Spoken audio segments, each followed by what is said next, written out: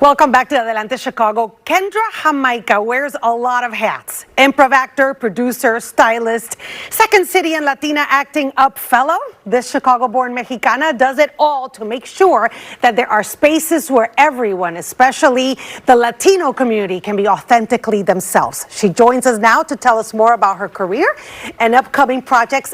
The world works in such mysterious ways, Kendra. It does. Because a friend of mine 2 weeks ago just took your Spanish improv class and won't shut up about it. Yes. Well, first of all, what an incredible opening. Thank you so much. Oh, and I'm honored to be mentioned like that. Yes, Mikey O is actually I am so grateful because the Latino comedy community is so big. And so we are partnered up with Bilingual Improv School, and that's where we actually met Mikey O, our really good friend. Yeah, so actually I focus on like the live productions of like the comedy and queer folks. So I'm a founder of Dama Productions, which is an event production company, and we focus on events for Latinos, queer Latinas, and all women in general. What type of events? Yeah, so I started with comedy. That's my firstborn. I don't have kids, so that's my firstborn, and that's improv comedy, which not a lot of Latinos know about.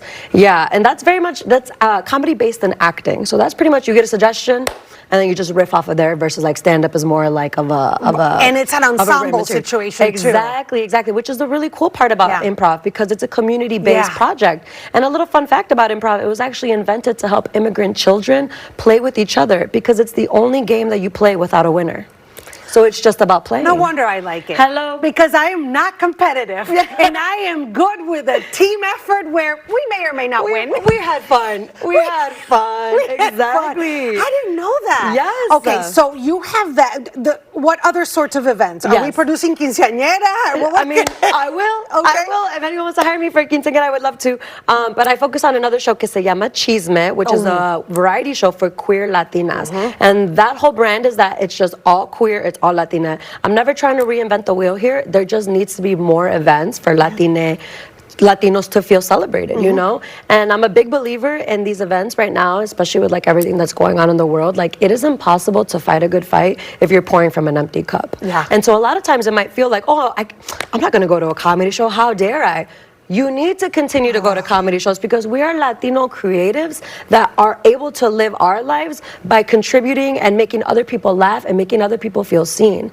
And so that's what I really focus on. It's like my whole thing is to make immersive events for Latinos so that you can forget. You can check whatever you got going on at the door for 90 minutes, an hour, and to enjoy yourself. Yeah. In our language sometimes. Literally bilingual. You can laugh in J's or H's. Whatever you want. What are we looking at now? Right now, this is actually Escándalo Comedy. We went to New York. This is us on our closing night for Escándalo. And it's been incredible production. This is Chisme. These are my two besties who I produce with. And that is improv too? That is variety. So variety. Exactly. So we focus on drag, poetry, music, stand-up. That's Escándalo. And then Escándalo is what? It's just improv. Improv. Exactly. And do you, I took improv in English, and that's what showed me I wasn't fluent. Okay. Because you had to think on your feet and figure out what word to, I've never done it in Spanish. Yeah. Well, does it work the same? Yeah, actually I think it works better, because that's the best part about Bilingual Improv School. Because a lot of times, even though we have so much culture, Spanish references in us, we can never bring it out in all white audiences. So we're only ever playing with 25% of our humor. So when you're in a room full of Latinos, anything goes. Someone drops a chancla reference, all of a sudden everybody's just like, okay, we understand. And so the Bilingual Improv School is really cool, because it's the only place in Chicago where you can learn improv and practice your Spanish. No other comedy institution offers bilingual improv, and every other institution you're paying $300 for 6 weeks. Bilingual Improv School, $20, 2 hours. Yeah, but wait, that's not your thing. No, but we are. I love it. We are that. Like, I love it's community. The synergy. It's community. Yeah. And that's what I think I have found. I knew that in the Latino community, but the Latino comedy community is so welcoming. Yes. And even for me, who I'm kind of like a latecomer. I mean, I've been doing this for 15 years, but I'm kind of like an intruder, because I came with a career on TV. You guys you're just happy that there's one more, and I like that. No, claro. And it's just, I say this all the time at every single one of our shows. Like, again, we're being shown. It feels like being Latino is a crime right now, but Latinos are also thriving. Yeah. Like, the comedy community is thriving, the music thriving, the drag community thriving. And not only is everyone so talented, we're all in community with each other. I also like, Kendra, that you guys are of a different generation. So we were stuck with the same kind of comedy, no offense to, you know, our ancestors, but we were kind of stuck with the same kind of comedy that we learned as little kids. Yeah. And to see your generation, because you're much younger than me, to put your experiences together and your other influences from SNL, from stand-up in Spanish, to your reality. Yeah.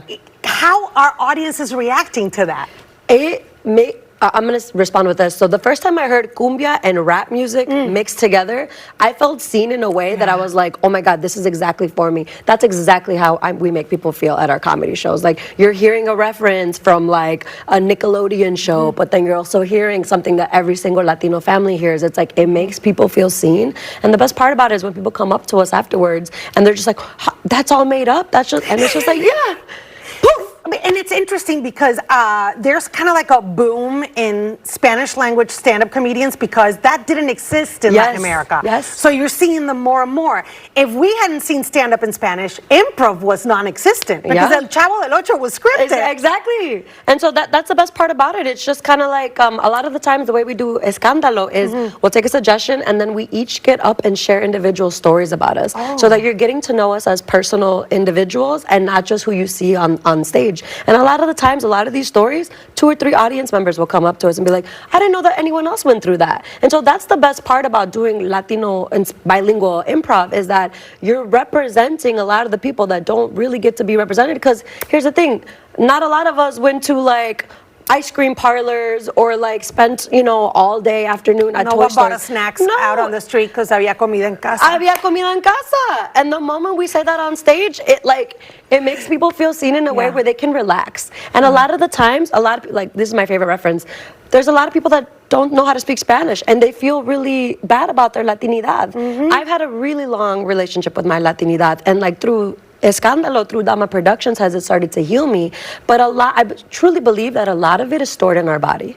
Like, it either is brought out during music, it's brought out during comedy, it's brought out through a reference. And so being in a space where you're able to relax and view art, and we talk about topics sometimes that are not just funny, they're real life, and get to kind of like process things in a calm environment, it's healing on a different way. I love what you said about if you want to practice your Spanish, because a lot of the schools here in Chicago have promoted improv in English for people who are not looking for a career, but just want to improve their skills in interacting with other people, in making presentations.